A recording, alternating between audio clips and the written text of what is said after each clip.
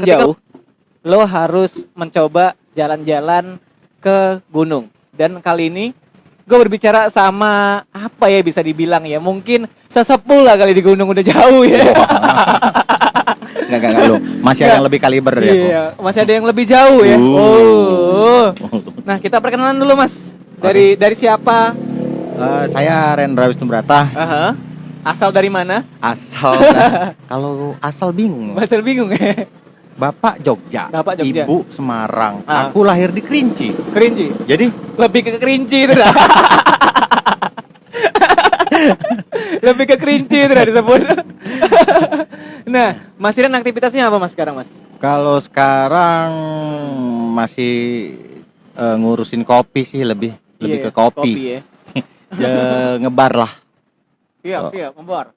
Nah, kalau untuk ngomongin soal ngebar, Mas ini udah lama juga berkecimpung di dunia kopi ya? Belum lama-lama nih. Sekitar tahun berapa? Sekitar 2016 sampai 2004. Itu dulu di mana Mas? 2016 sampai 2020. Oh, 2000. Oh, fokus. Dari 2016 sampai 2020. Nah, itu kan lumayan lama tuh, 4 tahun ya. Iya, perjalanan Glow Coffee Palembang. Itu dulu bertempat di mana tuh? Itu dulu di Puncak Skuning. Awalnya di situ. Sampai akhirnya di sini gabung sama Join Coffee dan Roastery ya. Ya. Perjalanannya cukup panjang sih. Panjang banget lah. Nah, jatuh bangunnya seru pokoknya. Seru ya. Dari 2014 tuh dulu 2016. 2000 salah terus. Salah. Dari 2016 ke 2020. Menurut lo Mas, lo kan udah lama dia berkecimpung di dunia kopi. Apa yang udah berubah di dunia kopi ini? Atau dari baristanya atau dari segmentasi penyajiannya menurut lo? Kalau perubahan banyak banget karena sesuai perkembangan zaman kali ya. Iya. Jadi dulu itu di 2016 itu cuman ada beberapa kedai.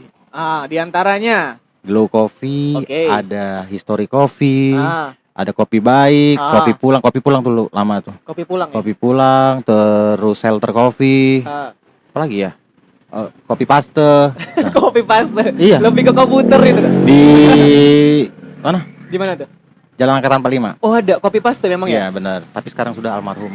Oh, udah enggak lagi ya. Baristanya. Udah almarhum. Itu sesepuh itu. Sesepuh lah ya. Iya. Nah, teman-teman lama lo masih berkecimpung di dunia kopi juga nggak? Sempat lo ketemu atau gimana? Sampai sekarang syukurnya silaturahmi itu masih sampai sekarang. Masih aman lah ya. Masih, itu nggak boleh putus karena info-info, ilmu-ilmu. Ya, karena ya pokoknya info dan ilmu itu dari teman-teman lah. Dari teman-teman lah ya. Nah, yang mau gue tanya lagi, dulu kan di tahun 2014 itu 16 salah. Lebih ke ngundur lagi ya gitu ya. Ngundur lagi. Nah, 2016 itu kan zaman-zaman naiknya Covid tahun berapa sih Mas menurut lo? Kopi Bukan Covid ya. Kalau Covid agak bersinggungan sama pemerintah, bahaya nih. Kopi itu di 2000 berapa tuh? 16, 17. Di 18 itu udah mulai rame. 18 udah mulai rame. Iya, 17 masih sedikit ya. Masih enggak terlalu banyak. Tapi kalau udah di 2018 sampai sekarang ini semakin menjamur untuk kedai kopi ya, industri kopi. Untuk industri kopi udah sangat maju pesat di sini. Sangat maju pesat. Tiap lorong pun ada. Iya. Gitu loh. Lorong dekat rumah gue ada gitu. Iya. Wah, gila, gue perhatiin. Pokoknya sekarang setiap sudut lah. Iya, nggak apa-apa sih. Kalau aku sih lebih seneng karena industri kopi berarti di Palembang maju. Ya kan? Iya, benar. Ambil positifnya. Enggak, jangan dijadikan itu suatu persaingan lah ya. Benar. Karena kalau jadikan itu suatu persaingan bakal rugi sendiri. Contohnya kalau ada info-info, ya kan? Iya. Karena ada ilmu-ilmu baru. Karena kita tadi menutup diri karena ngerasa itu persaingan. Ya kan?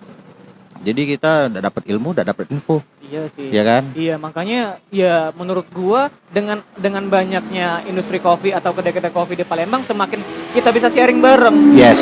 Dunia bisnis kopi ini gimana gitu loh. Jangan takut kalau soal rezeki itu sudah ada yang ngatur. Benar, udah ada yang ngatur. Mau itu rame atau enggak, kedai lu intinya kalau rame lu bisa sharing-sharing bareng. Contoh, kalau misal ada apa-apa tuh, berarti kan lu ada perkumpulan nggak sih di dalam? Ada ya? Ada. Itu apa namanya? Namanya SKKF. Jadi Sriwijaya Kedai Kopi Palembang. Sriwijaya Kedai Kopi. Iya benar, SKKF. Family ding. Family. Lebih kelupo itu dah. Sriwijaya Kedai Kopi Family, yes. Iya, Benar. lebih kelupo itu dah. Maklum lah ya. Mulai bawaan ya. Iya, mulai bawaan. Nah, di dalam komunitas yang lu sebut tadi, pernah nggak sih ada ngadain suatu event itu ngumpulin semua barista? Ada. Pas kapan tuh? Udah kalau untuk sekarang sih udah agak lama ya. Biasanya kita ada pertemuan, temu kangen lah ya. Oh iya, temu kangen. Udah lama nggak ketemu, saling kan sibuk nih dengan kedai masing-masing. Jadi sekali dikumpulin rame ternyata. Ternyata. Wah, gila. Nah, kalau ngomongin soal perkumpulan tadi, menurut lo barista sekarang itu kebanyakan nyari trending apa memang ada skill menurut lo, Bang? Aduh, kalau ngomongin itu bahaya nih. Bahaya. Gak apa, kita agak pedas sedikit. Kalau lebih ke apa ya jadi ya? Iya. Dibilangin trending juga ada. Ada yang pengen mungkin ini soalnya terjadi di teman gue sendiri. Bukan teman-temannya, ke teman-teman baru dulu. Maksudnya kekinian ya? Iya, misalnya dia nih, dia kerja di salah satu kopi. Padahal kan dia, menurut gua pekerjaan barista tuh nggak gampang gitu loh. Kita menyeduh kopi dengan rasa yang pas tuh susah. Lo juga pasti ngerasain itu, Mas. Ya, memang sih gampang-gampang susah lah. Iya. Dibilang susah, dibilang gampang tapi susah. Iya. Iya kan? Kopi yang paling lo seneng, kopi apa tuh? Yang paling lo seneng banget ngebuatnya, yang bisa buat customer, wah anjing nih kayaknya nih, wah enak banget ini. Ini mana nih? Kopi apa namanya? Lebih ke V60. Karena V60 itu udah kopi sejuta umat itu. Sejuta umat? Yes. Oh berarti lah sering minum. Iya. Kenapa harus V60, Mas? Lebih kompleks rasanya. Iya. Semuanya dapat. Nah, ketika gue pertama kali minum V60, gue juga kan lumayan sering lah ngopi. Gue tuh nggak terlalu suka sebenarnya ngopi. Tapi ketika gue di kedai kopi, gue mau nyicip salah satu kopi ialah V60. Itu metodenya metodenya, cara pembuatannya gimana tuh lo tuh? Kalau metode seduh, kan di sini ada manual brew, ini ada beberapa macam ya. Iya. Ada V60, ada flat bottom, ada wave yang pour over ya. Iya. Yang pour over, ada flat bottom, ada apa lagi tuh? Ada mesin roasting. Kalau roasting itu baru saya. Baru ya? Baru berkecimpung di dunia roasting. Di 2020 ini. Nah, setelah lu udah lama menjalani berkecimpung di dunia kopi. Goals-nya lu tuh apa? Pengen buka sendiri atau gimana tuh? Kalau pengen buka sendiri itu sebenarnya sudah dari 2016 itu kita udah buka sendiri. Iya. Ya itu tadi namanya Glow Coffee Palembang. Glow Coffee Palembang itu sebenarnya glow bersinar ya. Iya. Tapi sebenarnya itu glow itu ada artinya sendiri. Apa dari tuh, Mas, dari setiap hurufnya. Apa tuh? G-nya itu God. L-nya lead. O-nya our. W-nya way. Jadi God lead our way. Artinya? Dalam artian bahasa Jawanya. Oke. Tuhan itu menyertai setiap langkah kita. Wah. Berarti rohani banget ya. Ngeri. Ternyata itu gue selama gue sering nongkrong di Glow juga sampai pindah-pindah lu sampai ke Joy ini gue baru tahu itu, Mas. Iya. Jadi itu sebenarnya jadi filosofinya Glow itu di situ. Ya. Jadi terciptanya nama Glow itu. Oh. Awalnya Glow itu kita saya, istri saya. Awalnya banget. Iya. Wah, ini sama teman satu lagi. Seru nih. Kalau udah ngomongin istri. Itu di tahun berapa tuh, Mas? Sama 2016. Istri? Yang di ini ya, yang di puncak. Di puncak ya. Itu deket banget sama rumah tuh. Iya, deket banget. Iya, mangkonya aku tuh bingung agak nyelip. Lebih gede ketigaan itu dah. Panjang, pokoknya panjang perjalanan Glow ini. Panjang ya. Tapi lu cara merefreshnya buat mungkin jenuh ketika kita bekerja, mungkin ada kala refreshing. Nah itu lu kemana, Mas, kalau lu lagi jenuh? Jadi gini kan, waktu itu jangan rinting. Jadi Aku juga bekerja di Rumah Sakit Siloam Sriwijaya. Iya, sempat di situ. Sempat di situ. Dan itu dari 2013 aku sudah bekerja di Rumah Sakit Siloam Sriwijaya. Di 2016 akhirnya terciptalah Glow Coffee Palembang itu. Jadi 2 ya. Oke. Jadi pagi kerja, pulang kerja, buka kedai, sampai lelah. Biasa sih jam 3, jam 4 baru closing. Sampai tamu nggak ada ya. Iya. Tidur jam 7 pagi, bangun lagi sampai setahun. Itu aku jalanin kayak itu. Akhirnya datanglah teman namanya Rio. Ya, itu barista di Glow. Akhirnya aku serahin ke Rio. Lebih ngurusin ke Glow-nya karena aku sibuk di Siloam gitu. Jadi lo sempat ngesip aja ya? Ya, kalau Rio nggak bisa misalnya mau libur aku gantiin gitu. Oh, gitu. Ya, jadi sama istri juga sih. Sama istri sempat ngebar juga tuh ya? Sempat, dia di bagian masak sih. Oh, bagian masak. Jadi sebelum kawin ya, sebelum nikah. Setelah nikah. Jadi cinlok nih ceritanya lo nih. Kalau cinlok itu dari gunung. Oh, dari gunung. Ya. Wah. Ini seru nih. Kalau ngomongin soal sama istri kan kenalnya tuh di zaman-zaman pas dia ada di Glow. Sebenarnya sama-sama di Siloam dulunya. Oh, sama-sama di Siloam dan dia ikut juga di Glow. Ikut juga di Glow karena dia yang ide itu malah timbul dari istri. Oke. Untuk buka usaha sendiri. Gitu. Itu sebenarnya dari istri. Waktu kita masih pacaran sih. Iya. Cinta-cinta ini banget, cinta-cinta penyemangat banget tuh gitu ya. Itu memang benar-benar support kalau dia. Support banget ya itu tuh ya. Nah, dari istri support buat kedai kopi juga ya kan. Betul. Dan lu juga kalau refreshing itu lebih ke gunung. Kalau jenuh-jenuhnya, ya. Lebih ke gunung ya? Lebih ke gunung. Nah, yang mau gue tanya, kita tadi kan udah ngomongin kopi. Ini berkaitan banget dari kopi dan ke gunung. Dan gunung jadi. Iya, kopi dan gunung. Dan lo memang ke situ kan?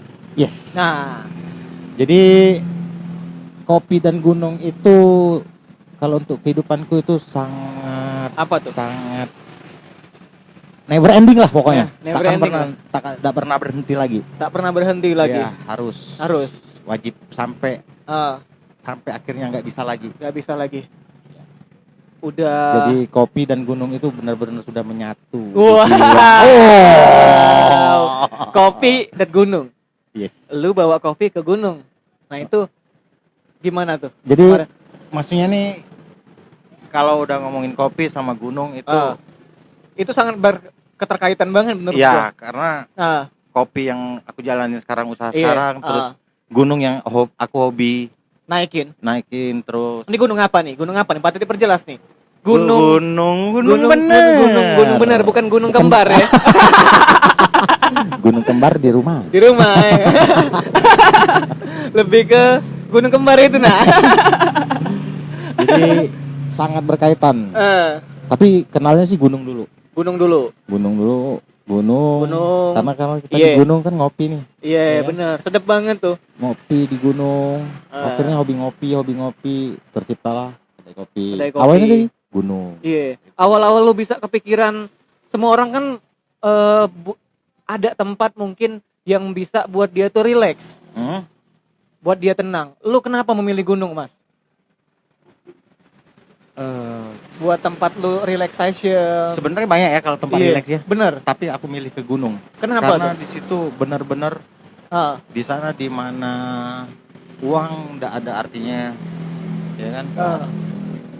Pikiran memang udah nggak ada, tapi jiwa penuh kita di sana. Pikiran kita memang kosong kalau di gunung tuh udah nggak mau mikirin soal duniawi lah.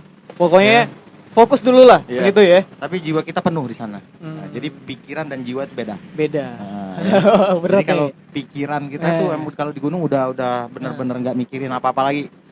Yang jelas gimana cara yang bertahan hidup di sana. Ya kan? Terus ya jiwa kita benar-benar penuh di sana. Jadi benar-benar tenang. Kalau udah ke gunung, bosen nih di Palembang. Iya. Bosen di Palembang kerja. Apalagi waktu masih udah di Siloam terus udah ngurusin kedai. Iya. Bosen. Tahan naik motor sampai ke Dempo. Cuman tektok doang lu dari. Iya. Dan cuman tektok turun pulang ya. Ya ada kepuasan tersendiri lah Mbak sih. Itu tahun berapa tuh lu pertama kali naik gunung? Waduh, kalau ngomongin soal tahun tahun berapa aku naik gunung, itu mulai dari SMP, tamat SMP kelas 3. Wah, kayaknya lu lebih ke hobi kayaknya ya. Lebih ke hobi kalau dari SMP. Ya. Gila, gue nggak ngebayangin lu pertama kali naik Gunung Dempo. Sekarang aja di tahun 2000 ini trekkingnya susah menurut gue. Gimana itu tahun 94? Iya benar 94. Taman SMP benar. Itu bisa lu ceritain Mas gimana lu? Jadi misalnya lu ada apa aja di situ? Yang jelas di tahun 94 itu Gunung Dempo kita baru bisa melewatinya itu via Kampung 4. Sampai sekarang pun masih bisa di Kampung 4. Oke. Tapi di Kampung 4 di tahun 94 itu masih sepi banget, nggak kayak sekarang. Nggak kayak sekarang? Iya, kalau di tahun 94 itu rumah cuma ada 2 kalau nggak salah, sama musola 1. Gila. Jadi di situ itu cuma tempat naruh sementara pucuk teh. Jadi kan kebun teh tuh di Gunung Dempo itu kebun teh semua dari zaman Belanda sih. Jadi Kampung 4 itu cuma untuk naruh teh sama apa ya kayak kalau hewan itu penangkaran. Penangkaran. Kalau jebakan hewan. Kalau ibarat kalau untuk apa ya berarti? Apa? Pokoknya naruh di situ deh. Setelah dipetik ditaruh di situ. Oh iya. Baru nanti diangkut sama truk. Iya. Itu kan truk gimana? Bisa lewat belum? Gimana? Truk belum lewat. Belum lewat ya. Jadi lebih ke para petani teh itu ngangkut sendiri ke bawah ke pabrik. Makanya ditaruh dulu di Kampung 4 itu. Kalau sekarang kan Kampung 4 udah rame udah perkampungan, udah peradaban bener udah. Jadi kalau dulu yang nggak ada peradaban malah. Dulu ya. Di tahun 94 itu gila, gua aja belum lahir itu. Nah, masih di awang-awang ya gua. Di awang-awang. Berarti aku tuir. Dikit be aku ngomongnya, ya ngomong halus itu. Nah, tapi kan di tahun 94 ya lu pertama kali SMP. Nah, itu lu naik diajak orang tua atau memang mau sendiri atau gimana? Jadi gini. Jadi waktu itu kebenaran libur sekolah, habis lulusan SMP, ada temen ngajakin. Oke. Ngajakin, yuk kita kemana? Kita liburan yuk, camping. Ayo, bilangnya camping kemana? Camping kita coba ke Pagar Alam aja yuk, kita naik Gunung Dempo. 1 orang di situ waktu itu yang udah dewasanya ya. Iya. Yang sedangkan kita tadi masih SMP masih bau kencur. Tapi lu udah memberanikan diri untuk itu ya? Yes. Gila. Itu yang menurut gua tuh kerennya dari lu tuh dari tahun 94. Anak-anak yang berusia SMP itu menurut gua masih kepikiran di rumah, main caengkling, main layangan, dan lu udah naik gunung. Gila. Beda. Lu didik kayak militer ya? Lebih didik militer ya? Enggak sih, kebenaran emang hobi naik gunung ya. Emang dari kecil sih. Dari kecil ya? SMP itu udah mulai hobi. Udah mulai hobi. Iya. Makanya kan menurut gua lu dari SMP udah naik gunung dan berkelanjutan di situ. Itu berapa tahun lagi tuh? Lu naik gunung lagi? Jadi udah mulai dari SMP sampai sekarang terus. Jadi setiap tahun itu kita pasti naik. Nah, wah, sama teman-teman. Sama teman-teman pasti naik. Setiap tahun berarti 94 ke 95. 94, 95. Jadi setiap tahun pasti. Kalau untuk Dempo lu udah berapa kali naik? Kalau Dempo baru sekitar 10 kali lah. 10 kali? Yes. Gila, 10 kali. Parah 10 kali. Dempo 10 kali. Gua aja naik bukit besar menges tuh. Menges, kaki gua sakit banget. Gila. Makanya dan yang lebih parah lagi, lu tuh naik Kerinci udah berapa kali, Mas? Kalau Kerinci ya saya baru 33 kali. Wah, gila, 33 kali. Itu Kenapa lu balik ke Kerinci terus itu? Ya, jadi kemana-mana, naik gunung ini, naik gunung itu, balik-balik masih ke Kerinci. Naik gunung ini, balik-balik ke Gunung Kerinci. Jadi mungkin karena itu tanah kelahiranku ya. Tanah kelahiran lo. Tanah kelahiranku, terus enggak juga sih, karena itu memang gunung itu menurutku excited banget, sangat kangen sekali untuk balik ke situ lagi. Nah, apa yang membuat lo, ini kan 33 kali nih. Kalau sekali 2 kali oke lah, masih fine aja menurut gua. Tapi ke 33 kali ini hal yang sangat luas menurut gua. Apa yang membuat lo ke 33 kali ke situ? Satu. Mungkin karena dari dicintai tadi karena dari Palembang untuk ke Kerinci itu jaraknya masih oke lah ya. Mungkin daripada kita ke gunung-gunung Jawa. Karena saat itu kita juga kan masih mikirin budget juga, Bro. Iya sih, budget ya. Iya, budget. Karena kami udah keluar Sumatera itu budgetnya lumayan. Ya, tapi kan kalau ke Kerinci.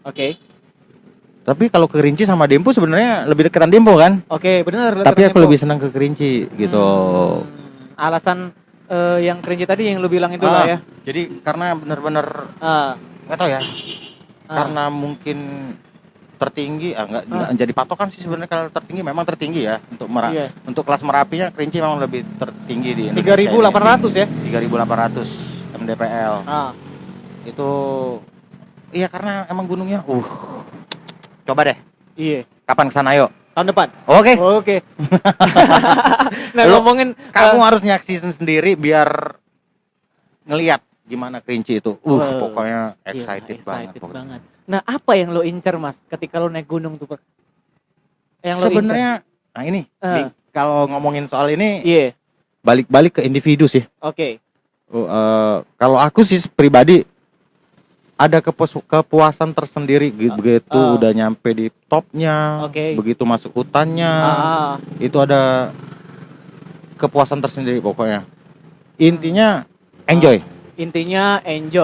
Enjoy lebih dari ya karena kita nggak mikirin apa-apa lagi udah kalau udah di sana. Ngapain mikirin duniawi? Kalau yang gue belum paham, shelter tuh apa sih, Mas? Kalau shelter 1, shelter 2 tuh apa sih, lebih shelter itu lebih tepatnya untuk tempat istirahat. Tempat kita ngecamp, tempat kita begitu. Ya tempat kita istirahat lah pokoknya.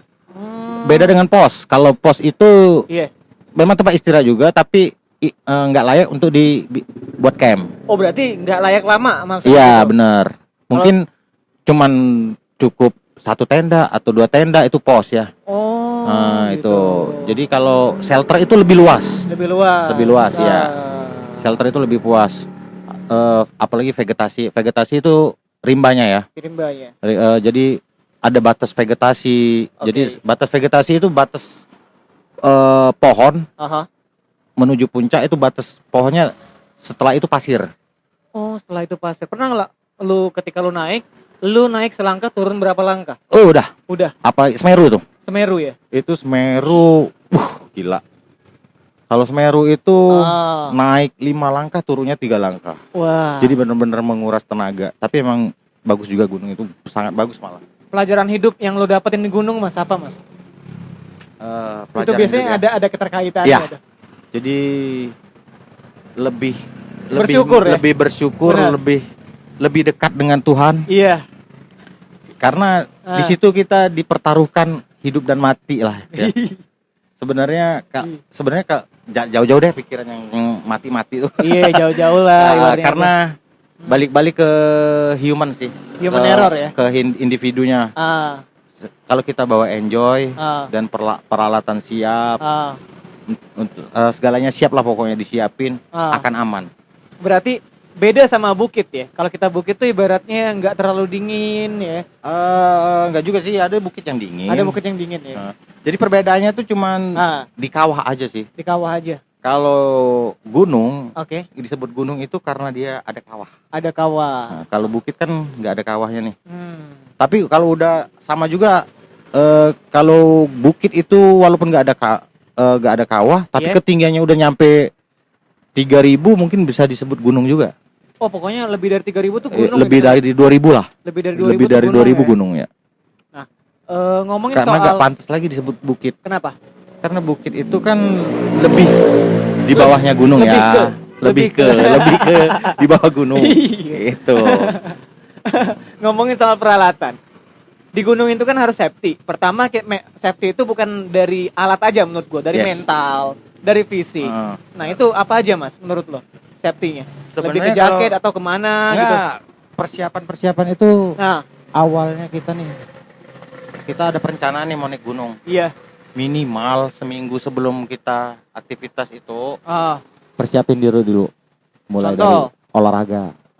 Lari-lari dulu, jogging, itu seminggu. Jadi biar nggak kaget. Biar nggak kaget kaki ya. Udah itu baru manajemen peralatan yang mau dibawa apa nih? Di-list lagi satu. Terus manajemen perjalanannya gimana nih? Perjalanan butuh waktu berapa ke sana? Butuh berapa hari ke sana? Berapa hari ke sana? Jadi dihitung benar dari Palembang nyampe ke sana berapa hari, terus dari sana ke pintu rimba berapa jam, dari pintu rimba ke shelter berapa jam. Jadi mau summitnya butuh berapa jam di sana dan harus turun dari summit jam berapa. Semuanya diperhitungkan biar nggak ada terjadi kesalahan yang fatal. Karena menurut saya sih yang kecelakaan di gunung itu kebanyakan di human error-nya sih. Human error ya. Ya, karena perhitungan yang nggak pas. Terus fisik juga udah capek, ya kan? Bener. Jadi kan pasti disorientasi itu pasti. Apalagi udah mau summit itu kan udah oksigen udah nipis. Yang gejala-gejala pusing lah segala macam lah itu benar-benar sampai bisa disorientasi kita. Ya makanya sering entah nyasar kemana yang harusnya nggak boleh naik, jangan naik jam segini. Atau kabut lagi tebel jangan naik, masih diterusin, ya kan? Human error kita nggak tahu ya kan. Iya. Mana kalau gunung itu kan memang kita dan alam. Iya betul. Makanya jadi setiap naik gunung itu kita harus patuh ya. Apalagi safety first itu pasti yang utama. Safety first. Dari jaket, celana, itu perlu perhitungan semua tuh menurut gue ya. Ya benar. Jadi dari peralatan itu harus mumpuni. Minimal kalau walaupun nggak ada mahal pinjem lah ya. Walaupun agak mahal Iya, lebih ke minjem itu nah. Lebih ke minjem itu. Iya lah. Ya daripada kan. Iya daripada. Lebih untung baik lah ada kawan yang baik. Minjem nih kan. Inilah ngeminjemnya kerusak ibu loh. Enggak lah kalau itu ya, mungkin ada inilah miss tersendiri. Biasa aja lah kalau itu. Ya. Pasti kalau rusak-rusak itu sudah biasa aja lah. Yang penting dia hobi. Kalau udah berkaitan dengan gunung, aku support lah pasti. Ya. Makanya dari situ kan menurut gua keren lah lo bisa bercerita banyak tentang hal yang menurut gua keren. Lo naik gunung udah 33 kali, Dempo pun udah hampir 5 kali lebih ya. Iya. Semeru juga 2 kali. Yang serunya dari Semeru itu menurut gua Ranu Kembolo. Yes, benar. Ranu Kembolo. Itu dingin banget 2000 ya kedinginannya. Itu di bawah minus lah pokoknya. Minus lah ya. 5 minus 2000. Wah gila, gue nggak bisa ngebayangin banget tuh. Pokoknya keren lah dari cerita-cerita lo ini yang bisa buat orang mungkin jadi lebih pengen lagi banyak lagi naik gunung dengan jangan mengotori lah. Kita harus tetap bersih. Iya benar. Bawa sampah yang jelas. Bawa sampah turun. Apa yang dibawa itu dibawa lagi turun. Buat para pemula nih terakhir apa mas? Buat pesan dari lo. Pesan-pesan